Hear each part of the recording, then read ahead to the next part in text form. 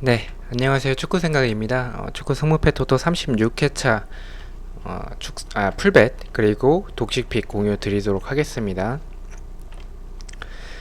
자, 일단 좌측이 풀벳이고요. 96,000원 쪽으로 픽을 했습니다. 그리고 우측은 독식픽입니다.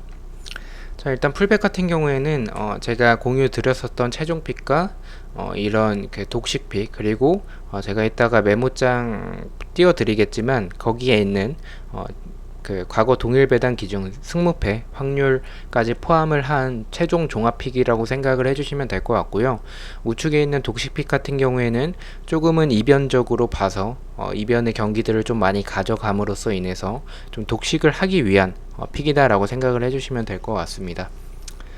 자, 일단 프로토 영상을 조금 촬영을 하다 보니까 조금 늦어졌는데, 제가 원래 2월 회차에서 라이브를 진행을 하려고 하다가 이번 주에 좀 너무 바빴어가지고 부득이하게 좀 라이브를 하지 못하는 점 좀 양해 말씀드리고요.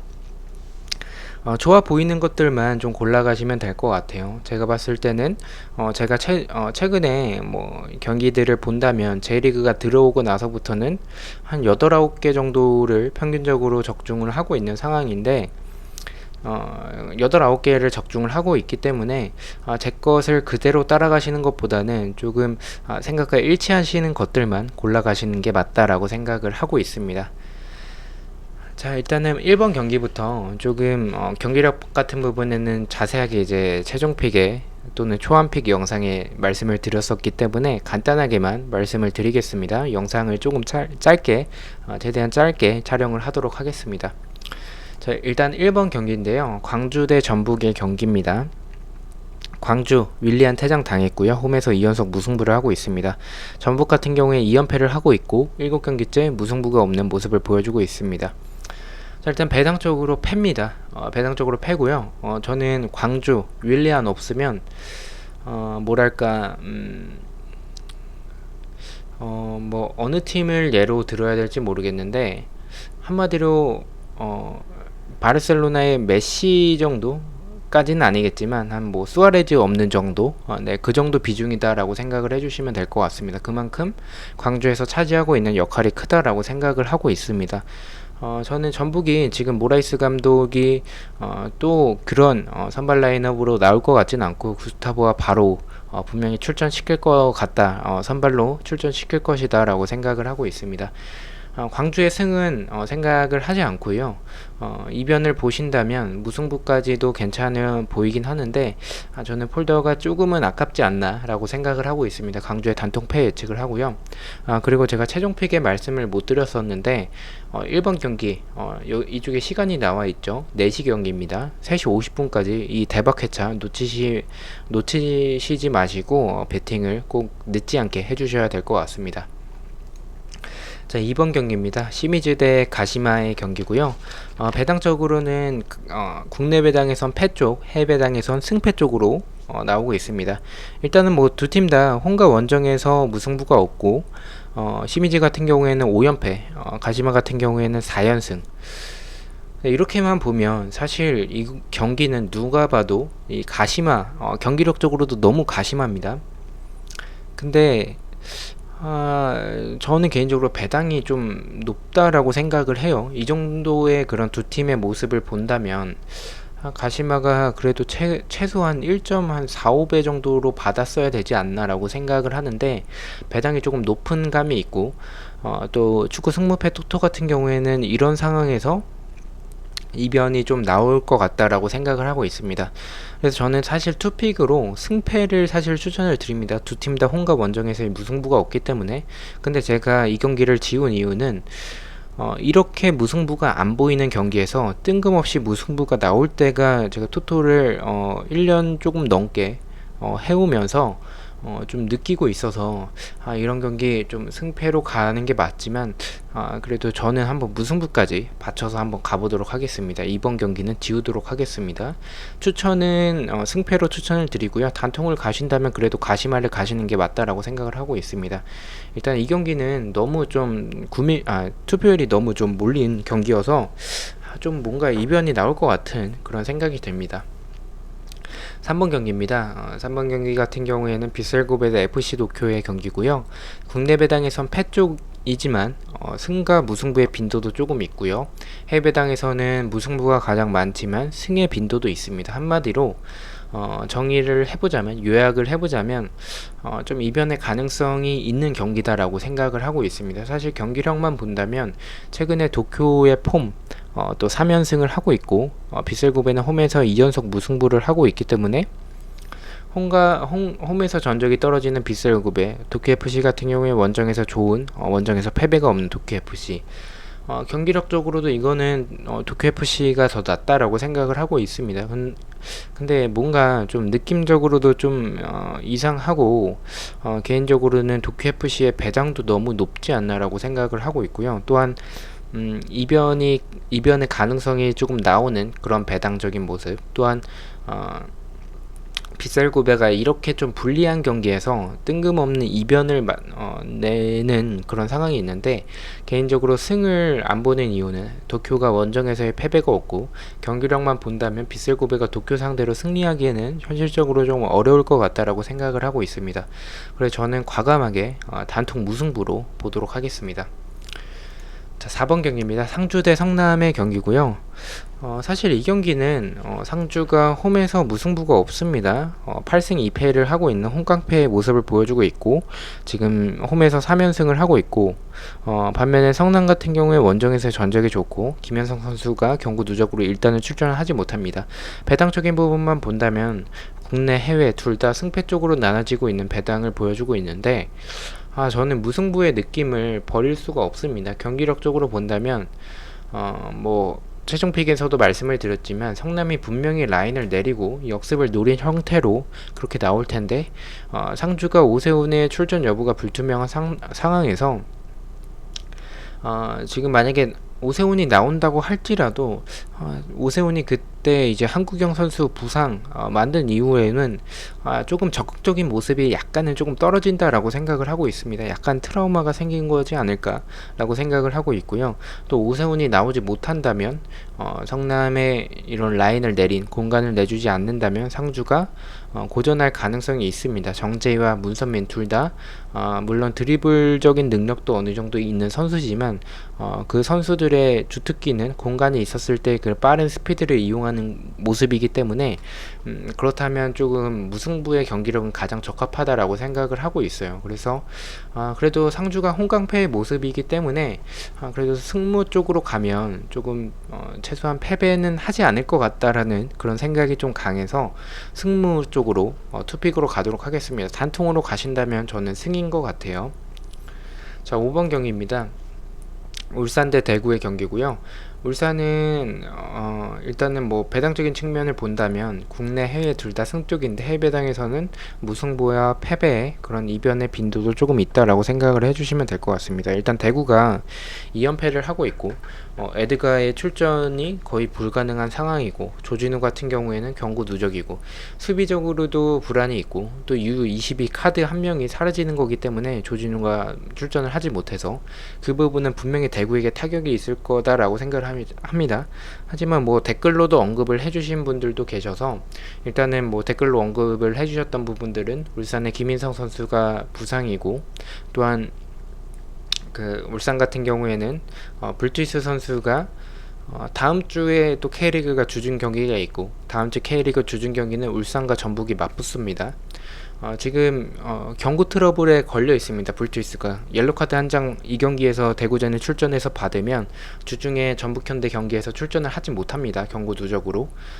그래서 이런 울산이 아마도 불투이스를 조금 쉬게 해줄 출전을 시키지 않을 가능성이 있다라고 그렇게 전문가들이 예측을 해주셨고, 그리고 댓글로도 남겨주셔서 그 부분을 참고로 해본다면 조금 이변의 가능성도 있긴 있습니다. 대구가 수비적으로 나올 거기 때문에. 하지만 저는 이 경기에 투픽을 쓰는 것보다는 차라리 다른 폴더에 투픽을 쓰고 이 경기는 그냥 단통으로 가도 좋지 않을까라고 생각을 하고 있습니다. 만약에 이변의 느낌이 드신다면 이변으로 무승부를 가져가시는 것도 좋지만 저는 단통으로 그래도 지금의 대구의 수비적인 불안함, 또 대구의 공격적으로 세징야 외에는 좀 세징야 혼자 역습을 하고 있기 때문에 그런 부분들을 본다면 저는 울산의 승으로 가도록 하겠습니다. 자, 6번 경기입니다. 사포로 대 우라와의 경기고요. 사포로 2연패 하고 있고요. 홈에서 2연속 무승부 8경기째 승리가 없습니다. 우라와 레즈 같은 경우에는 원정에서 무승부가 없습니다. 사실 이 경기는 뭐 시미즈와 가시마의 경기도 그렇고 이 경기는 좀 우라와 쪽으로 우세가 좀 점쳐지긴 합니다. 우라와가 최근에 조금 떨어지는 모습을 보여주고 있긴 하지만 결론적으로 원정에서의 무승부가 없다라는 모습, 그 모습들을 본다면, 또 사포로가 최근에 승리가 없는 모습들을 본다면 우라와 승 쪽으로 가는 게 맞는데 배당이 너무 이상해요. 배당이 일단 뭐 국내 배당에서도 이 무승부고요. 그리고 해외 배당에서는 승 쪽으로, 한마디로 우라와 쪽으로 조금 보여지지는 않는 배당입니다. 또한 뭐 배당을 다들 보셨다시피 이렇게 우라와가 우세해 보이는 상황, 또 사포로가 8경기째 승리가 없는 상황에서 사포로가 정배를 받았어요. 저는 이건 아무리 생각해도 좀 이해가 되지 않아서 일단 우라와의 승은 바치는 것을 추천을 드리고요. 이변으로 사포로의 승까지 한번 가시는 것도 좋지 않을까라고 생각을 하고 있습니다. 이 경기는 사실 배당 때문에 저는 조금 승 쪽도 가져가 보려고 생각을 하고 있습니다. 자, 7번 경기입니다. 서울 대 수원의 경기고요. 네, 일단은 뭐 서울이 홈에서 최근에 패배가 없고 수원은 원정에서 2연패를 하고 있고 박건하 감독이 선임이 됐습니다.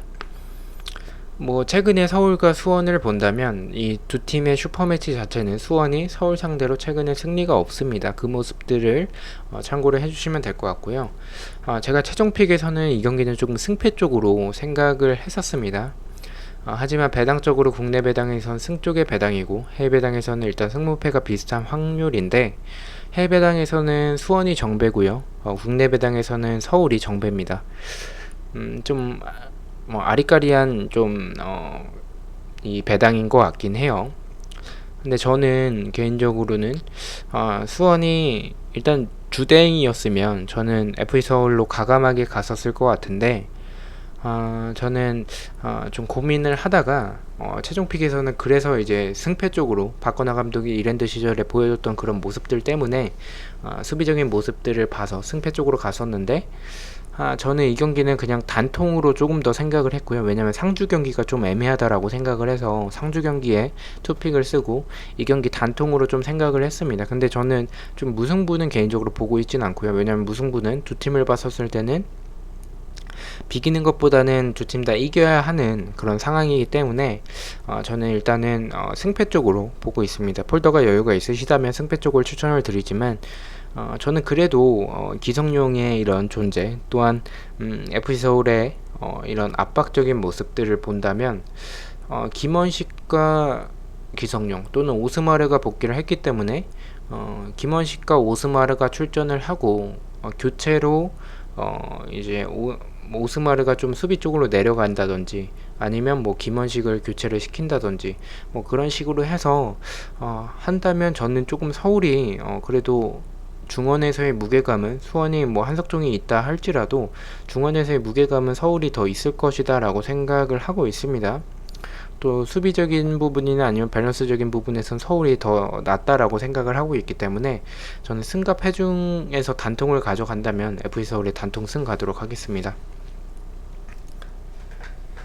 8번 경기입니다. 센다이 대 오이타. 이 경기는 사실 뭐 똥과 똥의 대결이라 센다이는 홈에서 승리가 없습니다. 3무 4패를 하고 있고요. 오이타도 원정에서 1승 1무 5패를 하고 있습니다. 네, 두 팀 다 지금 너무 떨어지는 상황인데 그래도 상대 전적에선 센다이가 3승 1패로 우세하고요. 경기력적인 측면을 본다면 그래도 저는 센다이가 더 낫다라고 생각을 합니다. 두 팀 다 이런 크로스적인 모습들이 좋은데 이런 크로스적인 모습들에서는 센다이가 더 낫다라고 생각을 하고 있고요. 최근에 샌데이 같은 경우에는 외국인 선수들이 부상해서 복귀를 했기 때문에 그런 부분에서 샌데이가 더 우세하다라고 생각을 합니다. 하지만 저는 조금 단통으로 가기에는 조금 불안해서 저는 일단은 샌데이가 패배할 것 같진 않아요. 오이타에게. 배당적으로는 국내 배당은 비슷하고 해외 배당에서는 승 쪽 또 무승부와 패배의 빈도도 있지만 승 쪽이 가장 높기 때문에 승무로 가면 저는 좀 안전할 것 같은 경기다라고 생각을 하고 있습니다. 샌다이의 승무 예측합니다. 자, 9번 경기입니다. 요코FC 대 나고야의 경기고요. 요코FC 3연패 중이고 11경기째 무승부 없습니다. 나고야 아베 선수 복귀했고요. 원정에서의 전적이 더 좋고 3승 1무 1패를 하고 있습니다. 일단 요코FC가 11경기째 무승부가 없는 모습을 보여주고 있고 이 경기는 조금 애매한 게 국내 배당, 해외 배당 둘 다 승무패 확률이 비슷합니다. 한마디로 좀 이변의 가능성이 좀 있는 경기다라고 생각을 해요. 뭔가 요코FC가 사고를 칠 것 같은 그런 느낌이 약간 조금 쎄하긴 합니다. 그래서 이 경기는 저는 일단 폴더가 없어서 단통으로 갔는데, 폴더가 여유가 있으시다면 그냥 과감하게 요코FC 승까지 가져가시는 것도, 승패 또는 아예 그냥 아싸리 지워버리는 것도 좋지 않을까라고 생각을 하고 있습니다. 저는 일단은 단통으로 생각을 했었던 경기였고, 이 두 팀의 경기력을 본다면 요코FC 수비 너무 불안합니다. 저는 나고야가 그래도 지난 경기 승리를 했기 때문에 이런 페이스를 조금 찾아가지 않을까. 마테우스 또 지난 경기 또 엄청 잘 해줬어요. 그래서 조준 경기에서 잘해줬던 마테우스가 또 이를 내지 않을까라고 생각을 합니다. 요코FC의 단통패 예측합니다. 자, 10번 경기입니다. 가와사키 대 산프이로의 경기고요. 이 경기는 제가 그 독식픽에서는 이변으로 가져갔어요.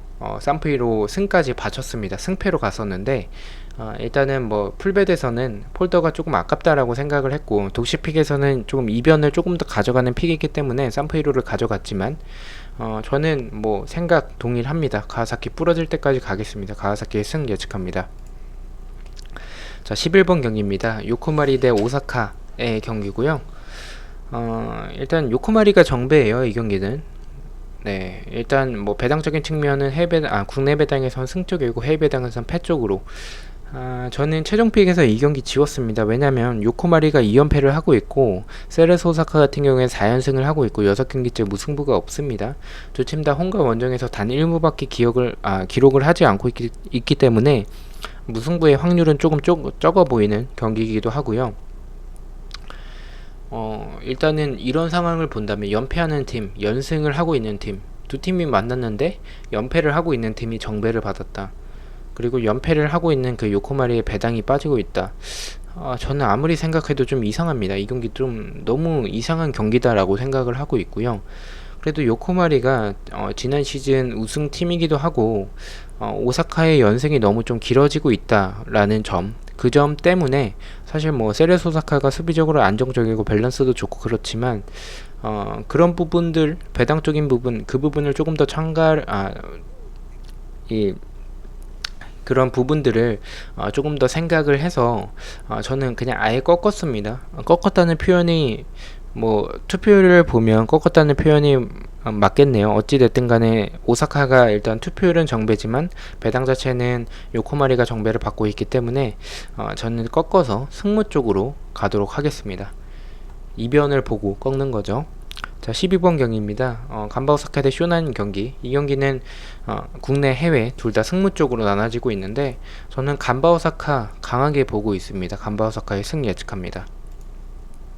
13번 경기입니다. 강원FC의 대 이 포항 스틸러스의 경기고요. 이 두 팀의 특이사항은 최종픽에서도 말씀을 드렸지만 두 팀의 특이사항은 맞대결 전적에서 최근에 홈팀이 지지 않는 모습을 보여주고 있다. 이 부분을 생각을 해본다면 강원이 최소한 패배는 하지 않을 것 같은 그런 느낌이 들긴 합니다. 하지만 지금 포항이 원정에서 3연패를 하고 있습니다. 그렇지만 포항이 원정에서 3연패를 하고 있지만 원정에서 이번 시즌 전적이 5승 1무 3패입니다.